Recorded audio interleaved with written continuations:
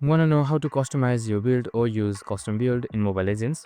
Well, no worries. In this video, I'm going to show you an easy step-by-step guide on how to do it. It's super simple, so let's get straight to it. Now first up, simply open up your Mobile Legends application, and on the bottom right here you can see preparation. So simply select it. Now once you're under preparation, here you can see battle setup, emblems, and much more. Now since you want to go under build, make sure you are under battle setup since the build has been removed in the latest update. So instead of going anywhere else, you can just simply select the battle setup right here.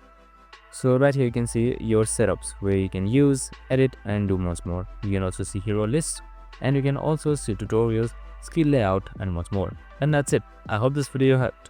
If it did, make sure to like, subscribe, and tune in with us for more of these videos. See you in the next one.